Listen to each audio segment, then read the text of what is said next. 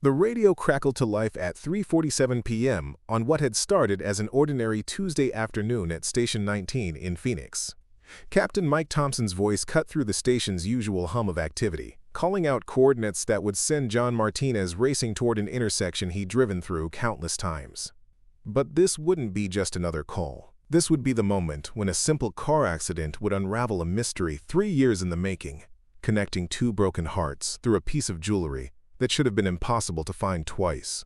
John had no way of knowing that the woman trapped in the mangled sedan would be wearing the exact same turquoise pendant that his late wife Lisa had treasured, or that this rescue would transform his understanding of fate, love, and the strange ways the universe sometimes delivers healing when you least expect it. Before we jump back in, tell us where you're tuning in from, and if this story touches you, make sure you're subscribed, because tomorrow I've saved something extra special for you. John Martinez was cleaning equipment in the apparatus bay when the alarm pierced the desert air, its familiar wail sending adrenaline coursing through his veins the way it had for 8 years of firefighting. He dropped the hose nozzle he'd been inspecting and sprinted toward engine 19, his turnout gear already halfway on before his boots hit the truck's running board. The dispatcher's voice followed them out of the station, painting a grim picture of a 3-car collision at the intersection of Camelback and 32nd Street. With reports of entrapment and possible fatalities. Phoenix traffic parted reluctantly before their screaming sirens as John gripped the passenger door handle, his mind automatically shifting into the focused calm that came with years of emergency response. Beside him, rookie firefighter Danny Webb fumbled with his radio, still green enough to let nerves show in situations like this. John remembered that feeling, the way your heart hammered against your ribs during those first few months on the job, before experience taught you to channel fear into precision. He'd been like Danny once, before Lisa's death had stripped away whatever illusions he'd harbored about life's predictability.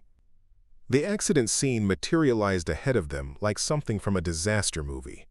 A blue Honda Civic had T-boned a delivery truck at full speed, its front end compressed into an accordion of twisted metal and shattered glass. Steam rose from the engine block while other first responders worked frantically around the perimeter, their voices creating a controlled chaos of medical terminology and urgent instructions. John's trained eye immediately assessed the situation as he jumped down from the truck. The delivery driver was already out, conscious and arguing with paramedics about going to the hospital. But the Civic told a different story entirely. The driver's side door had been peeled back like a sardine can, revealing a young woman slumped over the steering wheel, her dark hair matted with blood from a scalp wound that looked worse than it probably was. She appeared to be in her late 20s, wearing what looked like a teacher's practical outfit of khaki pants and a blue cardigan that was now stained with automotive fluids and glass fragments. John approached the vehicle methodically, checking for structural integrity while his partner prepared the hydraulic tools they'd need for extraction. "Ma'am, can you hear me?" John called out, positioning himself where she could see him if she was conscious. "My name is John Martinez with the Phoenix Fire Department. We're going to get you out of there." Her eyelids fluttered, and she made a soft moaning sound that indicated consciousness but probable concussion. That was good news. John had seen too many accidents where victims never made any sound at all. As he leaned closer to assess her condition and plan their extraction strategy, something caught his eye that made his breath freeze in his lungs. Around the woman's neck, partially hidden beneath her bloodied cardigan, hung a delicate silver chain. Preparing and narrating this story took us a lot of time, so if you are enjoying it, subscribe to our channel. It means a lot to us. Now, back to the story. At its end dangled a piece of turquoise shaped like a teardrop, surrounded by intricate silver wirework that John recognized with the shocking clarity of a lightning strike. His hands began to shake as memories flooded back unbidden. Images of Lisa wearing that exact same pendant on their wedding day, on quiet Sunday mornings, on the last day he'd seen her alive before cancer took her away 3 years ago. It was impossible. The necklace had been custom-made by a Navajo artisan Lisa had met at a gallery in Sedona, a one-of-a-kind piece that she'd fallen in love with during their weekend getaway to celebrate their 5th anniversary. John had buried her wearing it, unable to imagine the pendant existing anywhere but with the woman who'd given it meaning. Yet here it was, hanging around a stranger's neck at the scene of a car accident that would forever divide his life into before and after this moment. John forced himself to focus on the immediate task, pushing down the flood of emotions that threatened to overwhelm his professional training. The woman's breathing was shallow but steady, her pulse strong despite the obvious head trauma. He couldn't afford to lose himself in memories now, not when someone's life hung in the balance. But as he worked to stabilize her neck and prepare for extraction, his eyes kept drifting back to that impossible pendant, its familiar turquoise surface catching the afternoon sunlight exactly the way Lisa's had during their countless walks through the desert trails she'd loved so much. "John, you okay?" Captain Thompson's voice cut through his distraction. Mike had worked alongside John long enough to recognize when something was off. And right now, his best firefighter looked like he'd seen a ghost. John nodded curtly, not trusting his voice, and signaled for the hydraulic spreaders. They needed to get her out quickly and safely, regardless of whatever cosmic coincidence had placed that necklace around her throat. The extraction took 47 minutes of careful, methodical work. John found himself taking extra precautions, double-checking every cut and measurement in ways that his teammates noticed but didn't question. Something about this rescue felt different, more personal, though he couldn't explain why without sounding like he'd lost his mind. As they finally freed the woman from the wreckage and transferred her to the paramedics, gurney, John caught another glimpse of the pendant. Up close, the resemblance to Lisa's necklace was even more unsettling. Every detail matched his memory perfectly, from the way the silver wire curved around the stone to the tiny imperfection in the turquoise that had made Lisa declare it perfect. The ride back to Station 19 passed in unusual silence. Danny Webb, normally chatty after successful rescues, seemed to sense his partner's mood and busied himself with equipment checks. John stared out the window at the familiar Phoenix landscape, his mind racing through possibilities that ranged from rational to impossible. Maybe the artisan had made similar pieces. Maybe Lisa's pendant hadn't been as unique as they'd believed. Maybe grief was finally playing tricks on his memory, making him see connections that didn't exist. But deep down, John knew what he'd seen. That necklace was either Lisa's or its identical twin, and neither explanation made sense in a world that had already taken too much from him. The station house felt different when they returned, though nothing had physically changed. The same comfortable chaos of firefighter life continued around him as John went through the motions of post-call procedures. He cleaned equipment with mechanical precision while his thoughts churned, signed paperwork while remembering Lisa's laugh, participated in the routine debriefing while seeing turquoise stones dancing behind his eyelids. John Martinez had never been one for mystical thinking. His worldview had been shaped by 8 years of emergency response work, where cause and effect followed predictable patterns and training trumped intuition every time. But Lisa's death had cracked something fundamental in his practical outlook. When cancer took her at 31, leaving him to raise their 7-year-old daughter Sophia alone, John had been forced to confront questions that his firefighter training hadn't prepared him for. Why did good people suffer? Why did some families get torn apart while others remained whole? Why did the universe seem so randomly cruel? He'd met Lisa Rodriguez during his 2nd year with the department, at a community safety fair where she'd been representing Desert View Elementary as their newest art teacher. She'd approached his demonstration booth with a group of 4th graders who peppered him with questions about fire trucks and rescue equipment. But while the kids focused on sirens and ladders, Lisa had asked about the psychological aspects of emergency work, about how first responders coped with the trauma they witnessed daily. Her insight had surprised him, and when she'd suggested coffee to continue their conversation, John had found himself saying yes before his natural shyness could interfere. Their courtship had unfolded against the backdrop of Phoenix's endless sunshine, desert hikes that Lisa insisted were better than any gym, and quiet evenings where she'd grade art projects while he studied for his paramedic certification. She'd brought color into his orderly world quite literally, filling their small apartment with paintings from her students and her own artistic experiments. The turquoise pendant had entered their story during their 5th anniversary weekend in Sedona, when Lisa had fallen in love with a piece created by an elderly Navajo woman named Mary Begay. The artisan had explained that turquoise represented protection and healing in her culture, that each stone chose its owner rather than the other way around. Lisa had laughed at the mystical explanation, but she'd worn the pendant every day afterward, claiming it brought her luck. John had teased her about her newfound superstition, never imagining that 3 years later he'd be desperate enough to believe in such things himself. Cancer had announced itself with a persistent cough that Lisa initially blamed on classroom germs and desert allergies. By the time they'd sought medical attention, The disease had already established itself with ruthless efficiency. The 18 months that followed had been a blur of treatments and hope and crushing disappointments, of trying to maintain normalcy for Sophia while watching the woman he loved fade away despite every medical intervention available. Lisa had faced her illness with the same grace she'd brought to everything else, insisting on continuing to teach until the very end, creating memory books for Sophia, recording bedtime stories and life lessons that their daughter could revisit when she was older.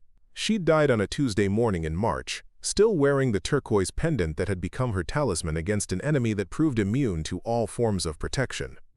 The funeral had been everything Lisa would have wanted, and nothing John could bear to remember clearly. Their families had surrounded them with support that felt both essential and insufficient. Sophia had handled her mother's death with the resilience that children sometimes display in the face of incomprehensible loss, though John knew the grief would resurface in different ways as she grew older. The hardest part had been learning to be both parents, to provide the stability and nurturing that had come so naturally to Lisa while maintaining his demanding career. Being a single father in the fire service presented unique challenges. Shift schedules that worked for married couples with stay-at-home spouses became logistical nightmares when every 24-hour rotation required backup childcare. John had been fortunate that Lisa's sister Carmen lived nearby and could help with Sophia, but he still felt the constant guilt of a parent whose job regularly placed him in danger, leaving his daughter with the possibility of becoming an orphan. Sophia Martinez was 7 years old now, with her mother's expressive brown eyes and artistic tendencies, but she'd inherited John's practical nature and quiet determination. She rarely complained about the irregular schedule or the nights when Daddy had to sleep at the fire station, understanding somehow that his work was important, even when she didn't fully grasp why people needed rescuing so frequently. John marveled at her resilience, her ability to find joy in simple things, despite the enormous loss that had reshaped their family. Their evenings together had become sacred time, homework sessions at the kitchen table, where Sophia would show him her latest art projects, while John helped with math problems that seemed far more complicated than anything he'd encountered in second grade. She talked about her friends and teachers, about the games she'd played at recess, about the dreams she'd had where Mommy visited, and told her everything would be okay. John treasured these conversations, these glimpses into his daughter's inner world, even when they reminded him of all the maternal wisdom she was growing up without. The apartment they'd shared with Lisa had gradually transformed into something different, neither the home they'd built together nor entirely new. Sophia's artwork covered the refrigerator and hallway walls, her school projects and certificates creating a gallery of childhood achievement. John had kept some of Lisa's paintings but stored others, unable to decide what felt like honoring her memory versus what felt like shrine building that might prevent them from moving forward. Moving forward. The phrase felt like a betrayal even 3 years later, as if healing somehow diminished the love he'd shared with Lisa, or suggested that her death had become acceptable. John knew intellectually that grief wasn't supposed to last forever, that Sophia needed a father who could model resilience and hope, rather than permanent mourning. But some days the effort of appearing normal felt overwhelming, especially when unexpected moments triggered memories so vivid they left him breathless. Today's rescue had been one of those moments, multiplied by the impossibility of what he'd witnessed. As John finally finished his paperwork and prepared to head home to Sophia, he couldn't shake the image of that pendant or the questions it raised. Who was the woman they'd rescued? How had she come to possess something so similar to Lisa's most treasured possession? And why did seeing it feel less like coincidence and more like a message from a universe that had previously seemed indifferent to his pain? John couldn't sleep that night. He lay in his narrow bed staring at the ceiling while Sophia's soft breathing drifted from the adjacent room, her nightlight casting familiar shadows on the walls. Every time he closed his eyes, he saw that pendant glinting in the afternoon sun, saw the unconscious woman's face framed by dark hair so different from Lisa's blonde curls yet somehow reminiscent in ways he couldn't articulate. The rational part of his mind insisted he was overthinking a simple coincidence, but his heart hammered with the certainty that something significant had shifted in the universe's careful balance. At 5:30 in the morning, John gave up on sleep and padded quietly to the kitchen to start coffee. Sophia wouldn't wake for another hour, giving him time to process the previous day's events without having to explain his restlessness to a 7-year-old who already worried too much about her father's dangerous job. He stood at the window overlooking the apartment complex's central courtyard, watching early commuters hurry toward their cars while his mind replayed every detail of the rescue. The woman had been conscious during transport, though clearly disoriented from the head injury. John had caught fragments of conversation between the paramedics and their patient, learning that her name was Emma Rodriguez and that she taught art at Desert View Elementary. The coincidence hit him like a physical blow. Desert View was Sophia's school, the same institution where Lisa had worked before her illness forced her to take extended leave. Emma might have been Lisa's colleague, might have walked the same hallways and taught in the same art room, where his wife had inspired countless children to see beauty in the world around them.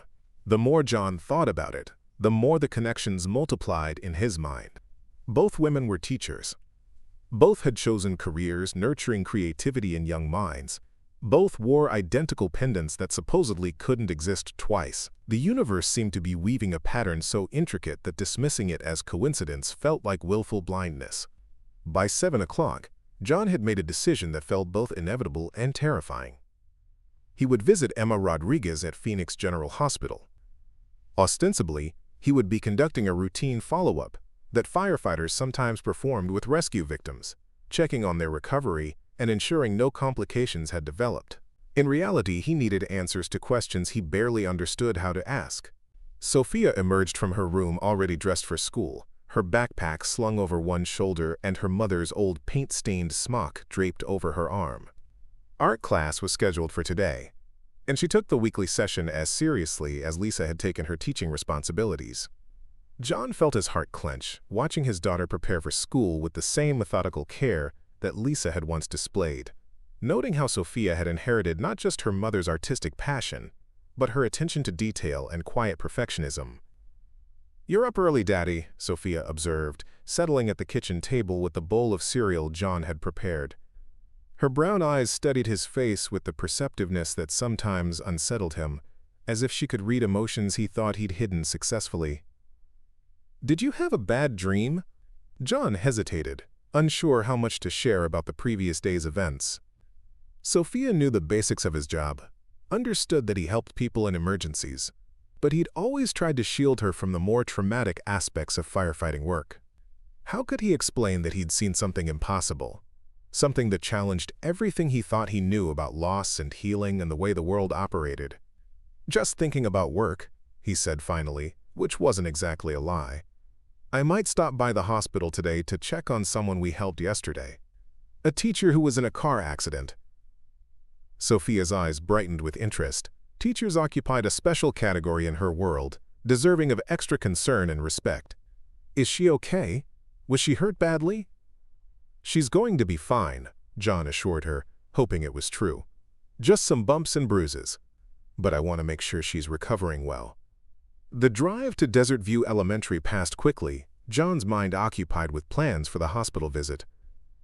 He walked Sophia to her classroom as he did every morning, watching her settle at her desk with the same sense of protective love that had defined his existence since Lisa's death. Mrs. Patterson, Sophia's teacher, greeted them both warmly, and John found himself scanning the hallway for any sign of the art room where Emma Rodriguez might have worked alongside his wife. The elementary school felt different today, charged with possibility and memory in equal measure. John had visited countless times for parent conferences and school events, but he'd never paid attention to the art displays lining the corridors or the creative projects that transformed sterile walls into galleries of childhood imagination. Now he noticed everything, wondering which pieces might have been inspired by Emma's teaching, which techniques might have been passed down from Lisa's brief tenure at the school. Phoenix General Hospital buzzed with its usual controlled chaos when John arrived at 9:30. He'd changed into civilian clothes rather than his uniform, wanting to appear less official and more approachable. The visitor information desk directed him to the 4th floor, where Emma Rodriguez was recovering in a private room that overlooked the hospital's healing garden. John's palms were sweating as he rode the elevator, his rehearsed explanation for the visit sounding increasingly flimsy with each passing floor. Room 428 was partially open, revealing a space filled with flowers and balloons that suggested Emma had many friends concerned about her welfare. John knocked softly on the doorframe, peering inside to see a woman sitting up in bed, her head wrapped in white bandages but her dark eyes alert and focused on a sketch pad in her lap. The turquoise pendant lay prominently against her hospital gown, catching the morning light streaming through the windows. "Ms. Rodriguez, I'm John Martinez with the Phoenix Fire Department. I was part of the team that responded to your accident yesterday. I wanted to check on your recovery." Emma looked up from her sketching, her face brightening with recognition despite the obvious lingering effects of her concussion. "You're the firefighter who kept talking to me while they cut me out of the car. I remember your voice, how calm you sounded even though everything was chaos around us."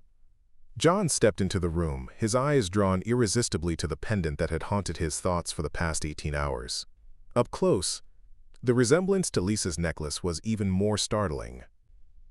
Every detail matched his memory perfectly, from the teardrop shape of the turquoise to the intricate silver wirework that surrounded it.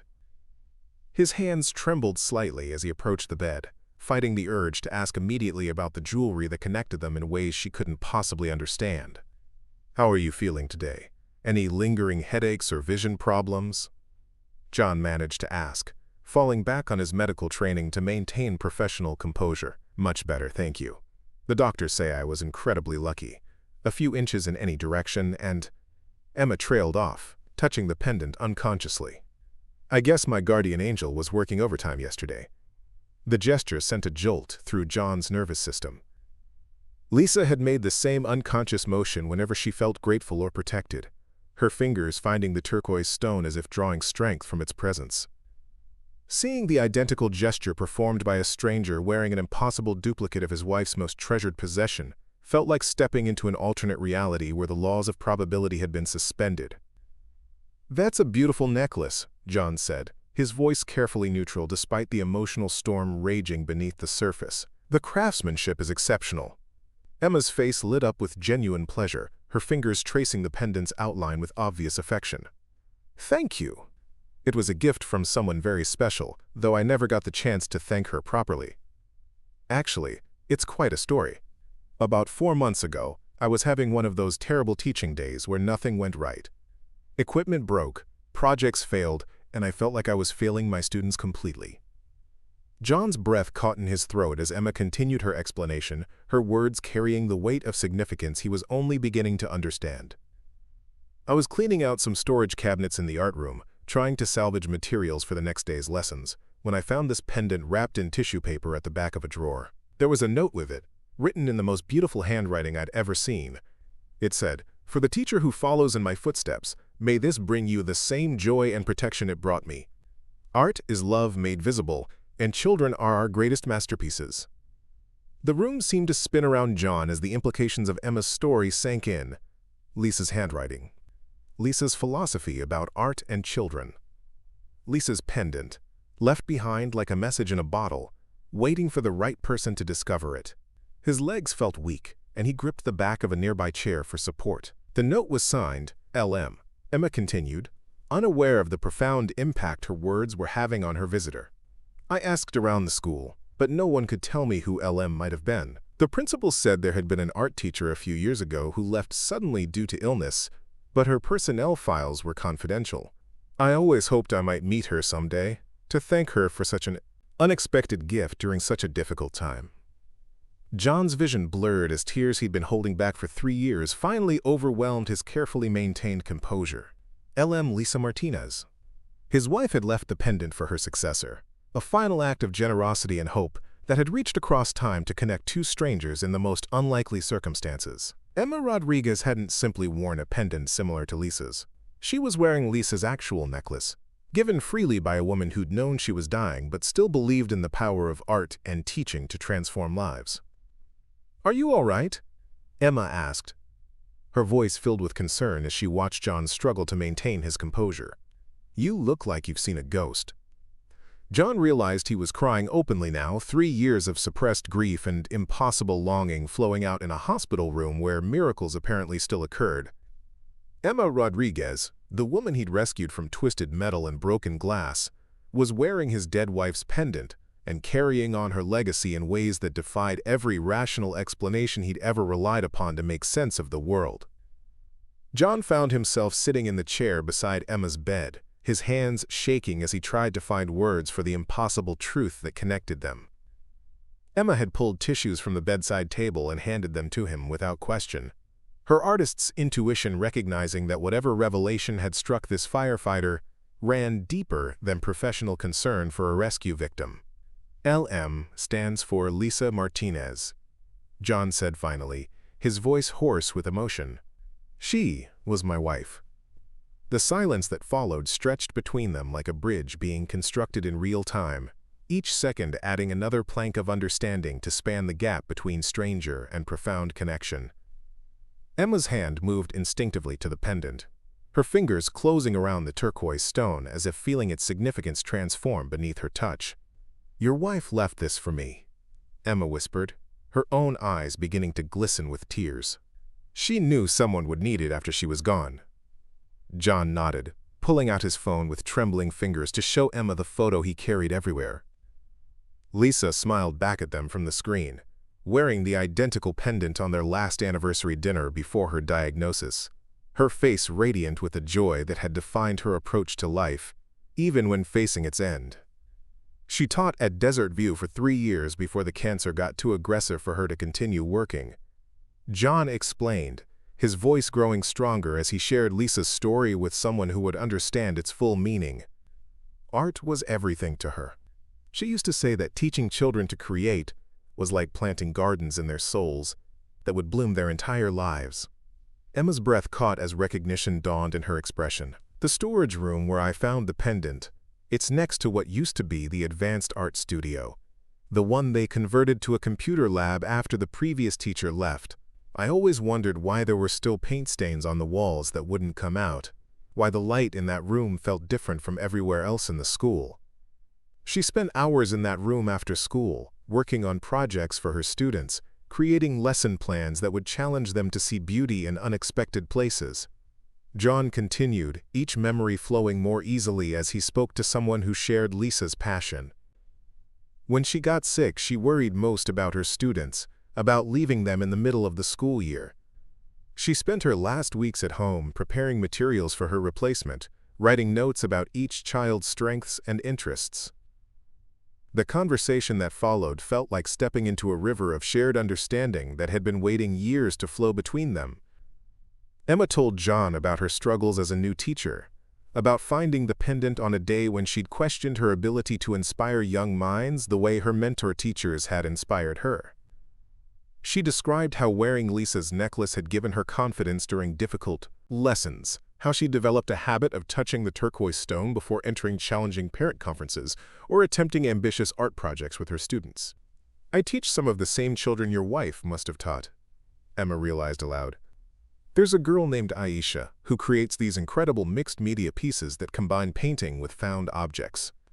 She told me once that her previous art teacher had shown her how to see treasure in things other people threw away. That must have been Lisa."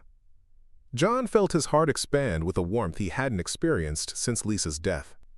To hear that his wife's influence continued to ripple through young lives, that her teaching had taken root in ways that transcended her physical absence, filled him with a pride and peace that 3 years of grief counseling hadn't accomplished. And there's Marcus, who struggles with reading but expresses himself through sculpture in ways that amaze the other teachers. He still talks about lessons on how art can tell stories without words. Emma continued, her excitement growing as the connections multiplied. "Your wife touched so many lives, John. Her legacy lives on in every child she taught, in every creative risk they take because she showed them it was safe to express themselves." As the morning progressed, John found himself sharing stories about Sophia, about the ways Lisa's artistic influence continued to shape their daughter's development even in her absence. Emma listened with the engaged attention of someone who understood that children carried forward the gifts their teachers planted, that education was really about nurturing spirits rather than just imparting knowledge. "I'd love to meet Sophia," Emma said when John described his daughter's latest art project, a painting of their family that included Lisa as an angel watching over them. "If she's anything like her mother, she must be extraordinary." The suggestion filled John with an emotion he couldn't immediately name. For 3 years, he'd protected Sophia's relationship with her mother's memory, carefully controlling how much of Lisa's story he shared with others. But something about Emma felt different, safe in a way that had nothing to do with her profession and everything to do with the pendant that connected them across time and loss. She would love that, John realized, surprising himself with how natural the idea felt. She's always curious about Mommy's work, about the students she taught, and the projects they created together. Meeting you would help her understand that Mommy's love for teaching didn't die with her.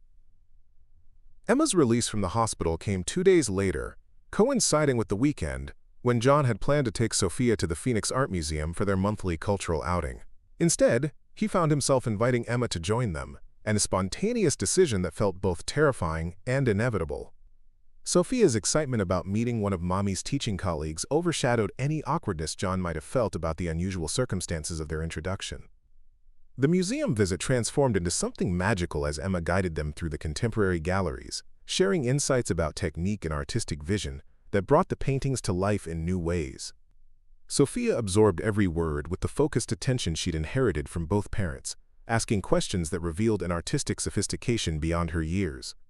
Watching his daughter interact with Emma, John saw glimpses of the woman Lisa might have become if cancer hadn't interrupted her journey, the mentor and friend she would have been to younger teachers like Emma. "Your mommy would be so proud of how you see colors and shapes," Emma told Sophia as they stood before a Georgia O'Keeffe desert landscape that seemed to capture the essence of their Arizona home. "She left notes about you in the art room, about how you had an artist's heart even as a tiny girl." Sophia's eyes widened with wonder at this unexpected connection to her mother's professional life. "Mommy wrote about me at school? She wrote about how you used to visit her classroom sometimes, how you would arrange the paintbrushes by color and size, how you saw patterns in everything around you." Emma confirmed, her voice gentle with understanding of how precious these details were to a child who'd lost her mother so young. As they explored the museum together, John felt a shift occurring within himself that was both subtle and profound. For 3 years, he'd carried Lisa's memory like a sacred burden, protecting it from change or dilution by maintaining rigid boundaries around their shared past. But watching Emma and Sophia bond over art and creativity, seeing how naturally his daughter responded to someone who shared her mother's passion and values, John began to understand that love didn't diminish when it expanded to include new people and possibilities. 6 months later, John stood in the same Desert View Elementary art room, where Lisa had once inspired countless young minds, watching Emma lead Sophia's after-school art club through a project that would have made his wife beam with pride. The storage room where the pendant had waited patiently for its new purpose had been converted back into a creative workspace filled with the organized chaos of paintbrushes, colored pencils, and imagination taking physical form. Sophia had blossomed under Emma's mentorship in ways that amazed John daily. His daughter's artwork had evolved from simple children's drawings to sophisticated pieces that captured emotion and movement with startling maturity. More importantly, she'd found her voice as a young artist, confident in expressing herself through color and form in ways that honored her mother's memory while establishing her own creative identity. The relationship between John and Emma had developed slowly, built on shared grief transformed into shared hope, rather than the passionate urgency of his youth with Lisa. They'd spent countless evenings talking about art and loss, about the responsibility of raising children to believe in beauty, despite the world's capacity for sudden heartbreak. Emma understood John's need to preserve Lisa's memory intact, while creating space for new love to grow alongside, rather than replace what came before. "Daddy, look what Ms. Emma taught us today," Sophia called out, holding up a canvas that depicted their family portrait with an addition that took John's breath away. Emma stood beside Lisa in the painting, not replacing her, but complementing her, both women watching over Sophia with protective love that transcended the boundaries between past and present. John felt tears sting his eyes as he realized that Sophia had unconsciously captured what his heart had been trying to understand for months. Love wasn't a finite resource that diminished when shared with new people. Instead, it expanded like ripples in a pond, each connection creating space for even more love to flourish. Emma joined them at the easel, her own eyes bright with emotion as she studied Sophia's artistic interpretation of their evolving family structure. The turquoise pendant caught the afternoon light streaming through the classroom windows, no longer a relic of loss but a symbol of continuity, of love that persisted across time and connected hearts in ways that transcended physical presence. "Your mommy would love this painting," Emma told Sophia, her voice filled with the warmth that had drawn John to her initially. She always believed that families could be bigger than just the people living in the same house, that love could include everyone who cared about each other. That evening, as John tucked Sophia into bed beneath a mobile of paper cranes Emma had helped her create, his daughter looked up at him with Lisa's earnest brown eyes and asked the question that would reshape their understanding of healing. "Daddy, do you think Mommy sent Miss Emma to take care of us?" John considered the question with the seriousness it deserved, thinking about impossible coincidences and pendant-bearing miracles, about car accidents that led to connections that felt written in the stars themselves. "I think," he said finally, "that sometimes the people we love find ways to keep loving us even after they're gone. Maybe they send us exactly what we need, exactly when we need it most." Sophia smiled and closed her eyes, her small hand clutching a new painting she'd made of turquoise stones floating like protective spirits around their home. Outside her window, Phoenix hummed its nighttime song of possibility and healing. A family is rebuilt from love rather than just biology, of second chances that arrived wearing familiar jewelry and carrying forward the dreams of those who'd gone before. The pendant would continue its journey, connecting hearts across time and loss, proving that some gifts transcend the boundaries between life and death, creating bridges where none should exist, and reminding broken hearts that love never truly ends. It simply transforms into new possibilities for joy. Up next, you've got two more standout stories right on your screen. If this one hit the mark, you won't want to pass these up. Just click and check them out.